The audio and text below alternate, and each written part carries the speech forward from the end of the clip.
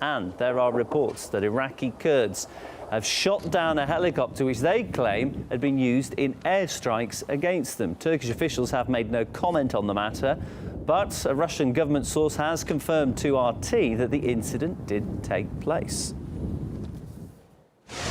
Well, let's speak about this to Karni Zulam. He's from the American Kurdish Information Network. Karni, if such an incident took place, why do you think the Turkish government would stay quiet about it?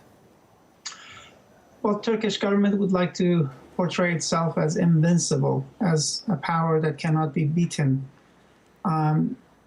Throughout the conflict with the Kurds, scores of Turkish soldiers were taken prisoners, and Turkish government didn't even acknowledge them for long periods of time. And then when there were peaceful peace talks, these soldiers would be released.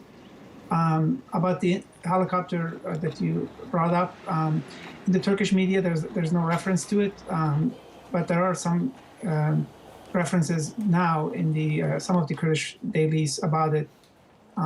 But the image Turkey wants to give to the world, and especially to the Kurds, that they cannot be beaten and the Kurds should submit to them, go down on their knees. And but this generation of the Kurds are not about going down on their knees. They want to fight back. They want to get their rights. Now, Turkey's been targeting Kurdish forces not just in the country, also outside it, also in Syria and in Iraq, and they've done so quite unashamedly. How is it they've got themselves into this position where they feel they can openly operate on other states' territories? It's the problem is the Kurds live in Syria, in Iraq, in Turkey, and in Iran. For a long time, these countries, even if they didn't get along on a lot of issues, they would get along on the Kurdish issue.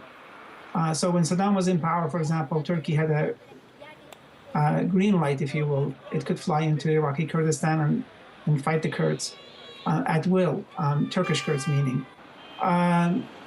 So with the advent of the Arab Spring, things have changed.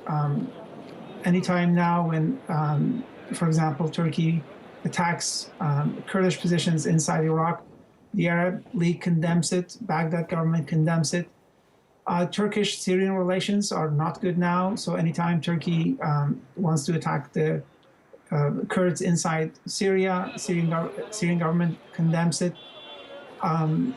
So the relations lately have become soured, but for a long time they were good.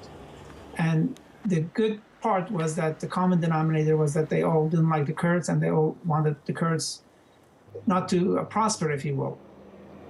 Karni, it's been a pleasure to speak to you. Our guest this hour, Karni Zulam from the American Kurdish Information Network. Many thanks. Thank you. Thanks for having me.